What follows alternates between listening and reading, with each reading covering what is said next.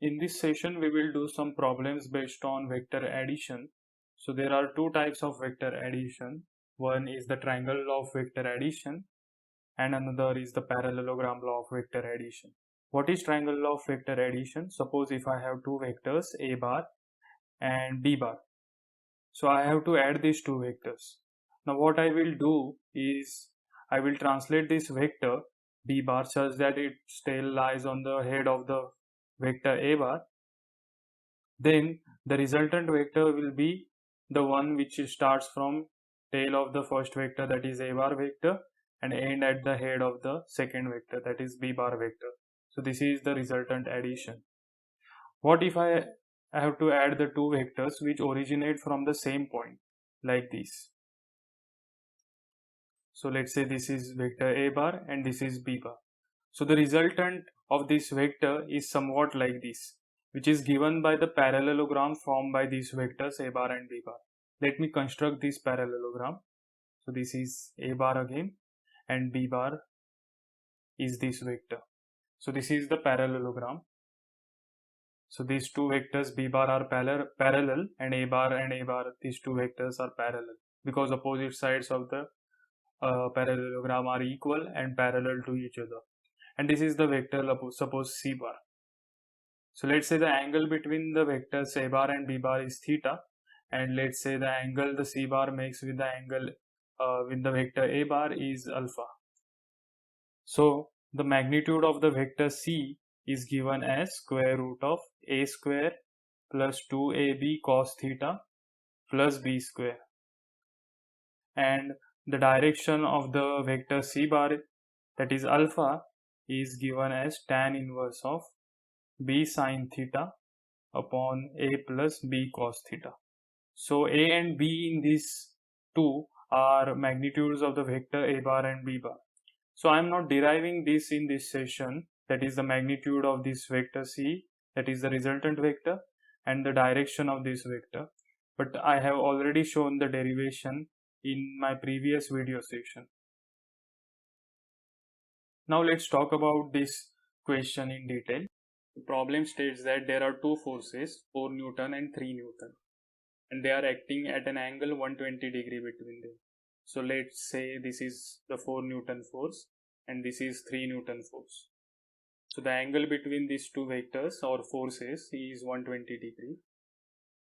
So this is the force F1, suppose, and this is the force F2. So the resultant vector's magnitude will be given by, let's say the resultant force is F, so it is square root of F1 square plus F2 square plus 2F1 F2 cos theta. This becomes square root of F1 square is 60, F2 square is 9 plus 2 into 4 into 3 into cos theta. So what is theta? Theta is 120 degree. I can write cos of 120 degree as cos of 180 degree minus 60 degree. So this becomes square root of 16 plus 9 is 25 plus 2 into 4 is 8 and 8 into 3 is 24 into cos of 180 minus 60 will be minus cos of 60. So this becomes square root of 25 minus 24 times cos of 60. Cos of 60 is half, so this becomes square root of 25 minus 24 by 2. So this becomes square root of 25 minus 12, which is nothing but square root of 13. So square root of 13 Newton is the resultant force F. Now they have also asked for the direction of the resultant vector. So let's calculate tan alpha.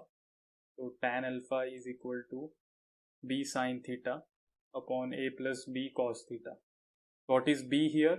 B is F2 and a is F1.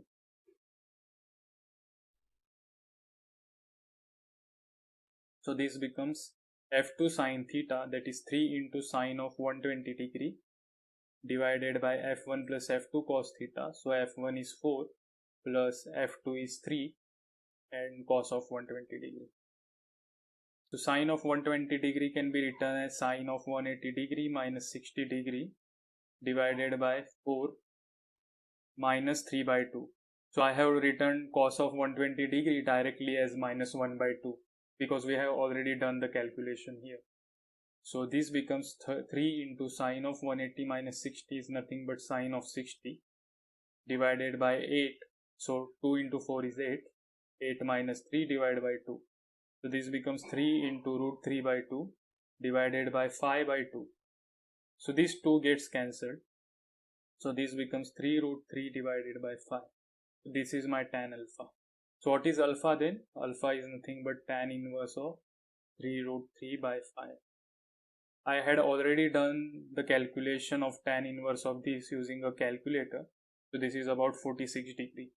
So the resultant vector is at an angle 46 degree with respect to the force F1 and with the magnitude square root of 13 Newton.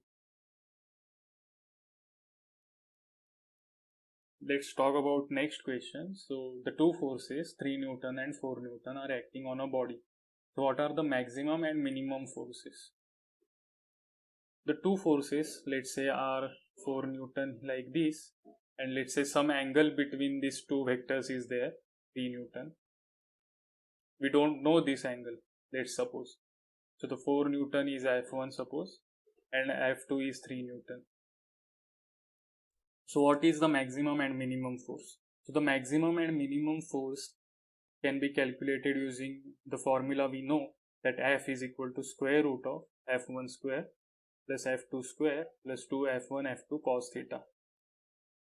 So when this resultant force F will be maximum, we know that F1 and F2 is already fixed, that is 4 and 3, so we cannot vary this. But the only term that can be varied is this term because it contains cos theta, and cos theta the angle between these two vectors is variable.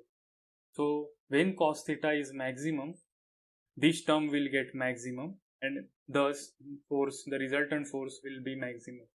So when the cos theta is maximum, or what is the maximum value of cos theta?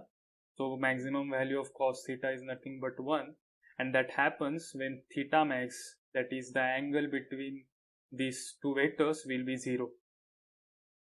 So this becomes square root of F1 square plus F2 square plus 2 F1 F2. So this becomes F1 plus F2 whole square and the square root of that. So this becomes F1 plus F2. So this becomes 4 plus 3 Newton. 4 Newton plus 3 Newton, which is 7 Newton. 7 Newton is the maximum force. That is when the two forces are acting in the same direction, you will get the maximum force. So when the two forces are acting in the same direction, the result will obviously be the arithmetic addition of 4 Newton and 3 Newton force. This will be 7 Newton. So we could have done directly with the intuition, but I wanted to show you from this equation. So when the forces will be minimum, obviously the forces will be minimum when the 4 Newton force is acting 180 degree opposite to that of force 3 Newton. So we can see it also from here. Let's say F is F1 square plus F2 square plus 2 F1 F2 cos of theta. So this term will be minimum when cos theta is minimum. The cos theta minimum value is minus 1 and theta minimum then becomes 180 degree. So this becomes square root of F1 square plus F2 square minus 2 F1 F2, because cos of 180 degree is minus 1. Let me write subscript minimum here because we are calculating it for the minimum force, and let's say it is maximum here. So this is F1 minus F2 whole square in the square root of that. So this becomes F1 minus F2. So the minimum force is 4 Newton minus 3 Newton, which is 1 Newton. So this is the minimum force. So let's talk about next question. The square of the magnitude of resultant of two vectors is the sum of the squares of the magnitudes of these two vectors. Let's say the two vectors are A bar and B bar, and let's say the resultant vector is C bar. So it has stated it is stated that c square is a square plus b square. And we know that c square is a square plus 2ab cos theta plus b square from the parallelogram law of vector addition. Let's substitute it here. So this becomes a square plus 2ab cos theta plus b square is equal to a square plus b square. So this a square gets cancelled and b square also gets cancelled. So we get 2ab cos theta is equal to 0. Now a and b are fixed quantities. So cos theta will be 0. So cos theta is equal to 0 and theta is equal to 90 degree. So the angle between the two vectors is 90 degree.